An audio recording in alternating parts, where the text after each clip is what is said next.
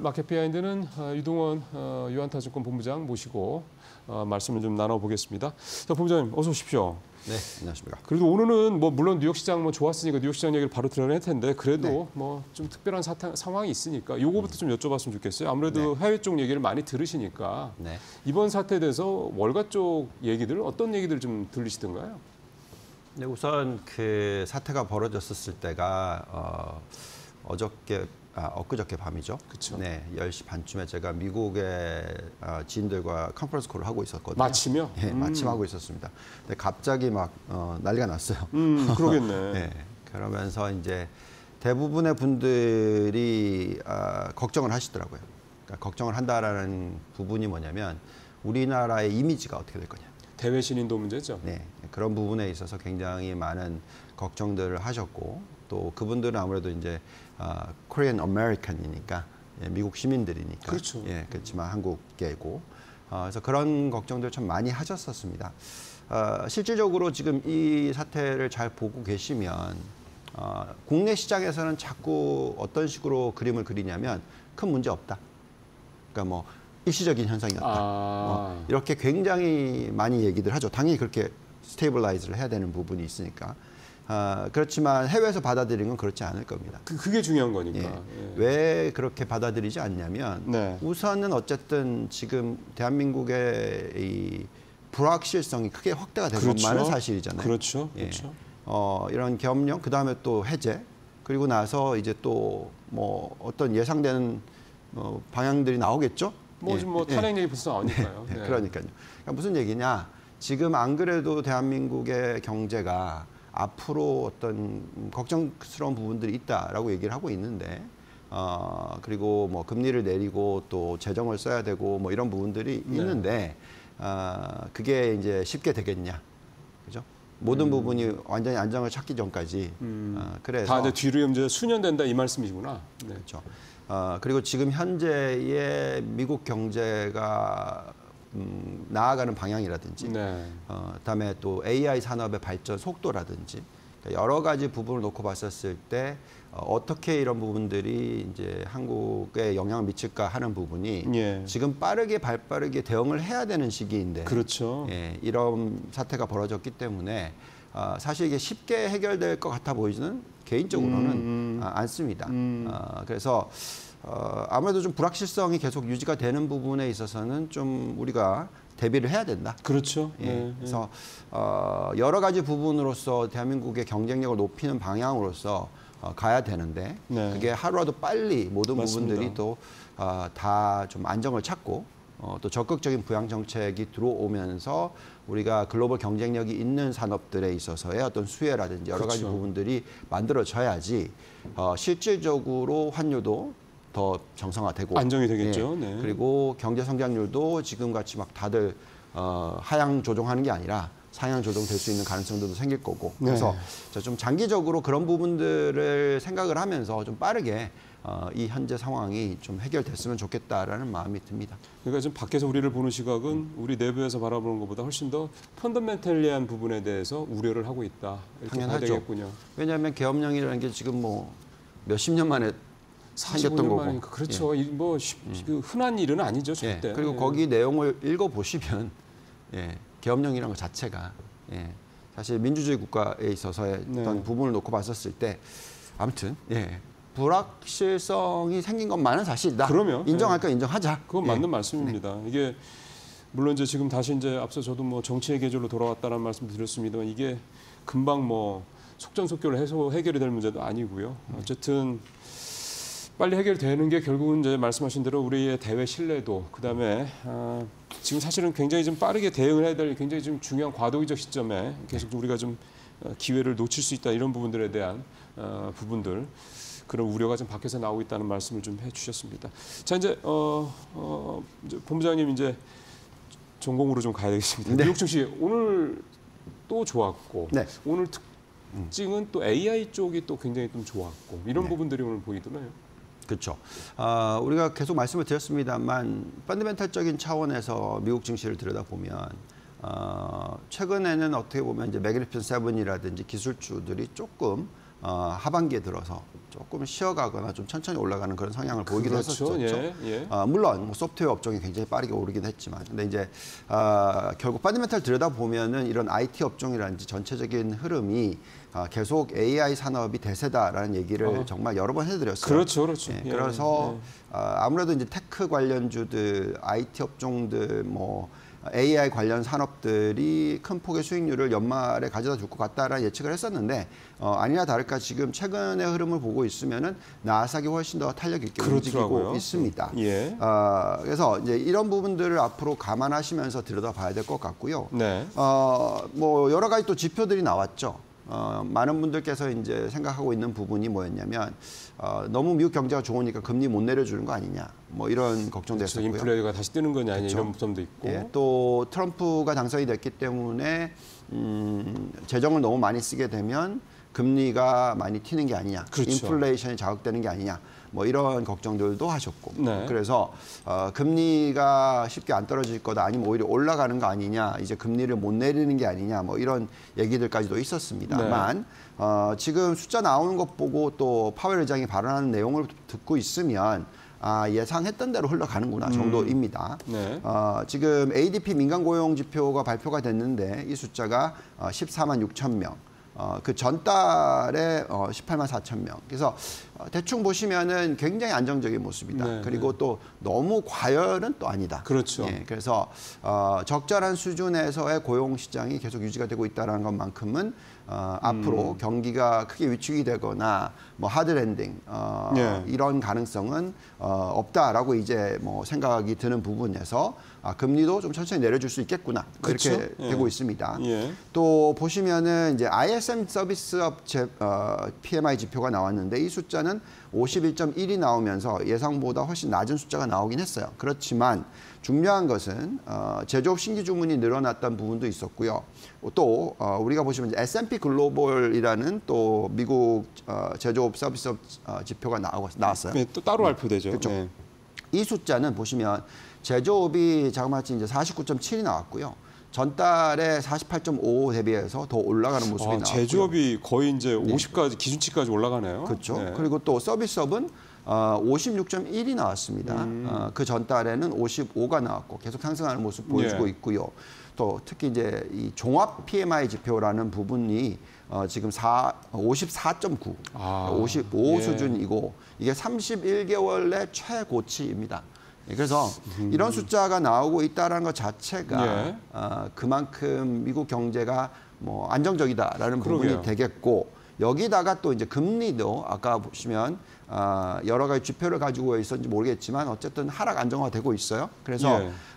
지금 10년 국채 금리가 4.2% 수준까지 좀 떨어져 있는 상황이고요. 예. 여기에 따라서 또 모기지 30년 국채 금리가 떨어져서 거의 6.9%이던 것이 지금 이제 6.69%까지 떨어지면서 조금 더 떨어졌네요. 이런 식으로 네. 이제 네. 천천히 하향 안정화되는 모습까지 나오고 있습니다. 그래서 네. 여러 가지 뉴욕 증시의 특징 상황을 들여다보면 상당히 골디락스로 가는 가능성이 높지 않을까, 또는 굉장히 괜찮은 성장률을 보여주는 그런 구간이 나오지 않을까라는 생각과 함께 또 금리도 천천히 내려줄 수 있을 환경이 네. 되는 것 같다. 더할 나위 없이 좋은 거죠. 그러게요. 그래서 그런 상황이 지금 미국에서 전개가 되고 있고, 그렇기 때문에 미국 증시가 기술주 위주로서 상승을 하는 그런 화답을 보여줬다라고 보시면 될 것 같습니다. 이 참기 너무 좋으니 네. 말씀하신 대로 골디락스 느낌도 좀 나는 분위기고 네. 지표도 뭐 좀 이를테면 추세는 둔화돼도 그게 완만하게 내려가기 때문에 시장에 볼 때도 걱정스럽지 않은 거고. 네. 이러다 보니까 FOMC가 이제 금리를 12월 이제 이번 달인데 하여간 뭐 이번 달은 내린다라는 전망이 높긴 한데 하여간 뭐 아직 결과가 나온 건 아니니까 하여간 좀 내릴 수 있을까? 뭐 또 내년에는 또 이렇게 갈까? 뭐 이런 생각들이 자꾸 좀 드는 것 같아요. 네, 그런 어떤 뉴스가 나와서 예를 들어서 금리를 못 내릴 거다라는 뉴스가 나와서 시장이 만약에 하락을 한다면 그건 정말 좋은 투자 기회입니다. 오히려. 예, 오히려. 그래서 생각의 전환을 가지고 오셔야 됩니다. 네. 금리를 마냥 내려주는 것이 좋은 게 아니에요. 예를 들어서 한국은행이 0.25%를 깜짝 내렸잖아요. 네. 그리고 어떻게 됐죠? 시장이 반짝 좋았다가 안 좋아졌죠. 이제 근본적인 우려 이런 얘기 그러니까 나왔죠. 왜 그러냐면 네. 금리를 내릴 때 만약에 시장의 시각이 이게 경기가 안 좋아지는 시그널이구나. 그렇죠. 예. 이렇게 받아들여지게 되면은 장이 안 좋습니다. 근데 그게 아니라 금리를 내리면서도 경기 침체는 안 온다라는 확신이 있으면 장이 오르는 거거든요. 그렇죠. 예. 그리고 사실 금리를 내려줄 필요도 없는 정도의 경제 펀더멘탈이다. 이것도 장이 오르는 이유입니다. 그렇죠. 예. 그래서 예. 결국은 경제의 펀더멘탈이 더 중요하다라는 거죠. 그러면 예. 당연한 말씀입니다. 네. 그래서 지금 미 연준이 금리를 어떻게 보면 내려주는 추세는 보험성이다. 그러니까 워낙 경기가 괜찮은데 혹시라도 좀 안 좋아질까 봐 하는 부분을 가지고 금리를 내려주고 있기 때문에 미국은 연착륙에 당연히 성공을 할 것이고 심지어는 노 랜딩 시나리오까지도 많이들 얘기를 하고 있어요. 네. 그게 이제 어디서 확인이 되냐면 GDP Now라는 숫자가 있습니다. 예. GDP Now 숫자가 지금 4분기 발표 처음 시작했었을 때 2%대 후반이던 게 2%대 초반까지 떨어졌었거든요. 그러다가 지금 녹색 선입니다. 근데 최근까지 또 얼마나 올라왔냐면 3.2%까지 올라갔어요. 야, 그러니까, 미국 경제가 3.2%요? 네. 대단하네요. 근데 이 숫자가 네. 왜 놀라운 숫자냐면 이게 전달 대비 숫자란 말이죠. 네, 그렇죠. 네, 전달 대비, 죄송합니다. 전분기 대비. 예. 그러니까 전분기는 얼마냐? 2.8%였어요.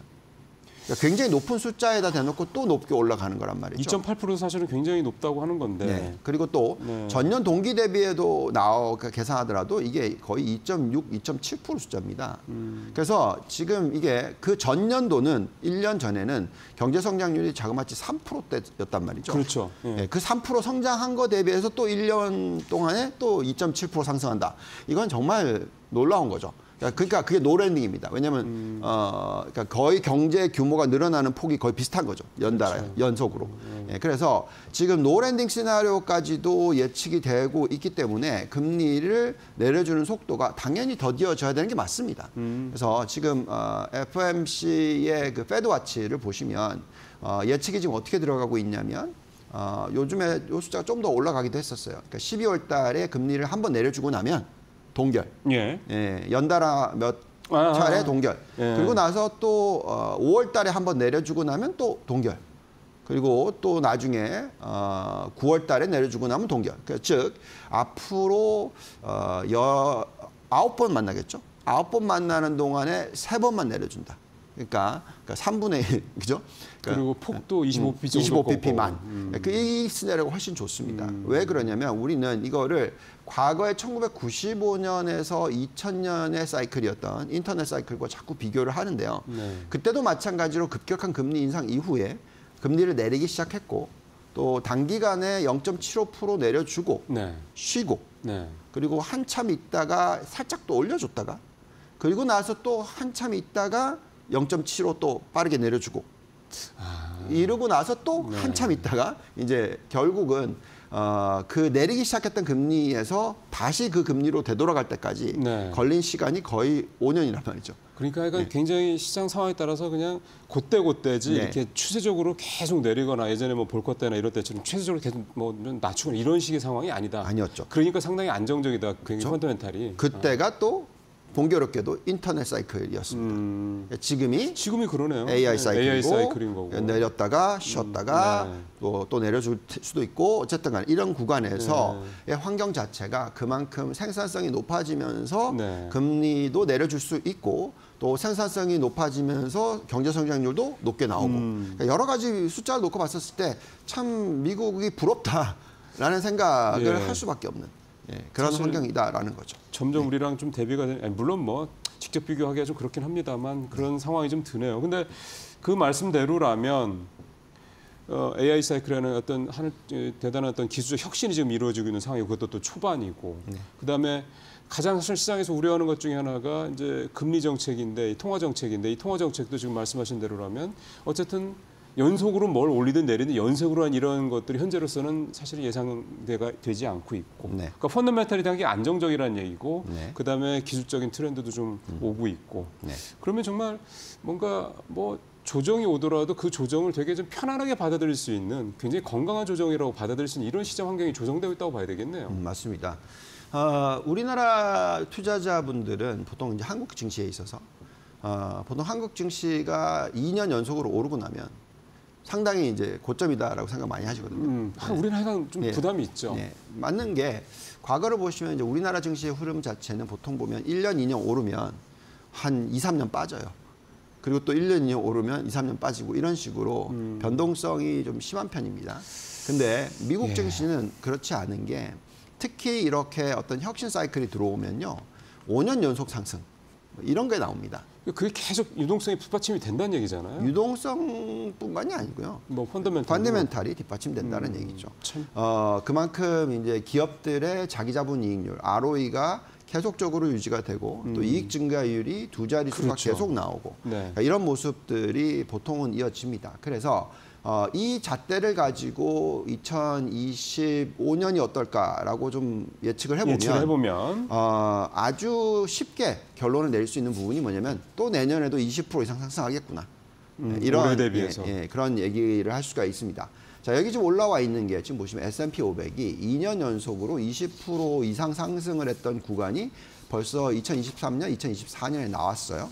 얼마나 올랐냐면 2023년에 26.1% 올랐고요. 어제분까지 더하면은 지금 거의 28% 올해 오르고 있는 겁니다. 참 대단합니다. 그러면 네. 2년 연속으로 이렇게 20%대 중반 이상을 올랐다라는 예. 것은 정말 뭐 이게 연속이라는 게 거의 70% 상승했다는 얘기예요. 그 복리 개념으로 봐야 되는 그렇죠. 거잖아요. 예. 그러면 여기에서 또 오를 거냐? 예, 그 가능성이 높은 이유가 1950년대 이후에 이렇게 20% 이상 상승을 두 해 연속을 하고 나서 그 다음에 상승을 보였던 빈도수를 보시면은 8번 중에서 6번이었다. 즉 75%의 확률이었고요. 그러게요. 평균값이 12.3%였고 중간값이 12.8%였다라는 건데요. 근데 물론 이거는 더 중요한 건 사실 이렇게 연속으로 올랐던 기간은 언제냐면 가장 중요한 시기가 95년부터 2000년입니다. 예, 지금 보면은 예. 그 2000 제일 밑에 간 위로 쭉 보실지 모르겠습니다만 95년부터 95, 99년, 96, 97, 그리고 98. 나서 2000년 오른 거죠. 계속이네요. 그렇게로 보신다면 네. 이게 참 이런 환경이 지금 만들어지고 있는 게 아닌가라는 생각이 들 수도 있고요. 예. 그래서 3년 연속? 아니죠. 4년 연속? 5년 연속? 뭐 이런 식으로까지도 예측을 할 수 있을 가능성이 생긴다라는 거죠. 그래서 예. 우리가 그러면 이건 뭐 과거의 예니까 그럼 펀더멘탈적으로 어떤 숫자가 나오느냐 하고 봤었을 때 한번 보시죠. 지금 이익 증가율을 놓고 한번 말씀을 드려보면은 네. 지금 EPS 증가율 추이를 한번 올려주시면 과거에 트럼프가 당선이 됐었던 2016년 차트가 안 들어와 있나 보죠. 죄송합니다. 그럼 어쨌든 차트를 얘기를 하자면 그 100의 수준이었던 EPS가 얼마나 올라가냐면 2016년에 100이었던 게 예. 지금 310입니다. 그러니까 무슨 얘기냐면 200% 이상 상승을 했다라는 거죠. 그래서 그것을 다른 나라와 비교를 했었을 때 엄청나게 차이가 난다는 거죠. 예. 빨간 선이 미국이고 밑에가 나머지 나라들. 네. 그러니까 이렇게 지금 이익 예. 변화가 이렇게 크게 변하고 있다라는 것 자체. 그리고 또 앞으로도 계속 이익 증가가 늘어날 수 있을 가능성을 가지고 얘기를 하면 결국 우리는 무엇을 얘기할 수가 있냐면 올해도 연말에 6,200 정도까지는 상승하고 끝날 거고 S&P 500 기준으로. 네. 그리고 또 다음 해 2025년 전망을 좀 올려주시면은 예. 우리가 그 펀더멘탈적으로 분석을 해서 자기 자본 이익률을 집어넣고 잔존 가치 모델이라는 것, 리지주얼 인컴 모델이라는 것을 돌려봤었을 때 내년도에 아마도 7,000을 돌파할 거다. 예. 그리고 얼마까지 올라갈 수 있냐면 7,300도 가능하다. 이런 정도 수준의 어떤 펀더멘탈을 보여주고 있다는 겁니다. 그래서 계속 얘기하고 있는 부분이 앞으로 미국의 이 이익 증가율은 경기 침체가 일어나지 않음으로 인해서 또 안정적인 성장률을 보임으로 인해서 아마도 또다시 20% 이상의 상승률을 내년에 보여준다. 그렇다면 지금 뭐 어떤 조정이 있거나 좀 쉬어가는 장세가 나오거나 했었을 때 그 기회네요. 기회가 될 수 있다는 얘기를 해드릴 수 있을 것 같습니다. 예, 지금 뭐 쭉 봤습니다만 아까 20% 이상 연간 수익률이 났던 그 해들을 쭉 보여주신 게 있는데 보니까 저도 좀 95년부터 해가지고 4회 연속으로 이렇게 20% 이상 상승을 했었던 게 시작점이 이제 95년 이제 말씀하셨던 인터넷 이제 붐 시작될 때. 이제 올해 또 20%가 넘는 수익률을 내고 있는데 이제 만약에 올해부터 시작이 된다 그러면 또 올해도 역시 시작해서 또 3, 4년 또 이렇게 또는 뭐 그 이상으로도 갈 수 있는 여지가 3년도 갈 수 있다. 그때 과거와 좀 경험을 그대로만 투영을 해본다고 그랬을 때 참 이렇게 된다 그러면 참 여러 가지로 미국 시장이 내년에도 우리 입장에서 봤을 때는 근데 사실은 어떻게 보면은 투자를 할 수 있는 방향성이 명확해진 거라는 생각도 좀 들어요. 뭐 네. 우리 증시에서 빠져나가는 게 좀 아쉽긴 하지만 네. 어떻게 보면 투자자분들한테는 좀 더 명확하게 투자 전략을 짜실 수 있는 좋은 내년이 또 되지 않을까 싶은 생각이 듭니다. 이제 시간이 한 2분 남았는데요. 네. 늘 이제 마지막 우리 질문은 글로벌 이제 자산 배분 포트폴리오 얘기를 해주시는데 네. 큰 변동은 없으신 거죠? 네. 큰 변동은 없는데 이번 사이클의 좀 차이점을 얘기를 하자면요. 두 가지만 말씀을 드릴게요. 네. 우선 국가별 그 포트폴리오를 올려주시면 네. 보통은 미국 증시가 올라가면 다른 나라 국가들도 따라 올라간다라고 말씀을 할 수가 있겠는데 네, 나옵니다. 네. 지금은 저희는 철저하게 미국과 일본 그리고 미국과 연결이 되어 있는 AI 관련 국가들에 투자를 하자. 네. 이렇게 얘기를 하고 있고요. 그렇기 때문에 미국의 비중이 75%입니다. 정말 비중을 높게 가져가는 전략을 얘기를 하고 있고요. 예. 또 그 다음 테이블을 올려주시면 이번에 사이클이 얼마나 중요하냐면 이 AI 사이클은 과거의 이 인터넷 사이클보다 훨씬 빠릅니다. 네, 맞아요. 네, 네. 인터넷 사이클은 5년 동안의 하드웨어가 들어왔고요. 그리고 나서 인터넷 붕괴가 나오고 그러니까 닷컴 버블이라고 하죠. 예. 그게 붕괴가 되고 나서 2009년에 또 인터넷 온띵이라고 하는 소프트웨어 시장이 들어왔어요. 예. 그래서 총 길이로 계산하시면 20년이 넘습니다. 맞습니다. 예. 근데 이번에 이 들어오고 있는 AI 사이클은 그렇게 뭐 광 케이블을 깔아야 되고 인프라를 많이 깔 필요가 없죠. 맞습니다. 네. 데이터 센터를 많이 지으면 되고요. 예. 그 데이터 센터를 이용해서 서비스를 만들어내면 돼요. 그래서 지금 하드웨어와 소프트웨어의 동시다발적인 성장이 맞습니다. 나오고 있습니다. 네. 그래서 그렇다라는 것은 과거에 20년 걸린 게 이번에는 뭐 한 7, 8년이면 되지 않을까 이렇게 생각이 들고요. 그렇다면 이제 겨우 2년 정도 됐다라는 사이클로 계산했었을 때 앞으로 4, 5년 정도 계속해서 이 AI 사이클이 가는데 이게 하드웨어만 가는 게 아니고 소프트웨어도 같이 간다. 그래서 지금 중요한 포인트는 전체 포트폴리오의 60%를 IT 산업에 투자를 하는데 네. 그 안에서 AI 관련주인 하드웨어 25%, 소프트웨어 35% 이렇게 투자를 하시는 게 정말 중요한 시기다라고 말씀을 드릴 수 있습니다. 60% 중에 하드웨어 비중이 조금 이제 절반 이하로 줄고 네. 소프트웨어 비중이 좀 더 늘어난 게 가장 특징적으로 보이고 그 다음에 밑에 보니까 이제 전기차 관련된 부분, 로봇, 우주항공, 네. 바이오 헬스케어. 근데 바이오 헬스케어는 아직 5% 정도고 아직 그 전기차나 로봇, 우주항공 쪽이 그 다음에 20% 정도고 네. 이렇게 좀 성장주의 지금 85%가 포트폴리오가 집중이 되고 가치주도 한 15% 정도 네. 이렇게 좀 배분이 되는 그런 모습인데 좀 어쨌든 특징적인 거는 선진국의 80%라는 부분, 그다음에 성장주 중에서도 대형 기술주 그 중에서도 또 AI 관련 소프트웨어 쪽으로 좀 더 무게 비중이 높은 그런 포트폴리오가 좀 되겠습니다. 네, 대형 기술주뿐만이 아니고요. IT 업종 전체에 대한 그러니까요. 얘기겠습니다. 예, 이게 좀 계속해서 저희가 2주 만에 한 번씩 본부장님 모시는데 이 포트폴리오를 좀 꾸준히 이렇게 좀 보시면서 잘 참고하시면 좀 도움이 되실 것 같습니다. 본부장님 말씀 잘 들었습니다. 감사합니다.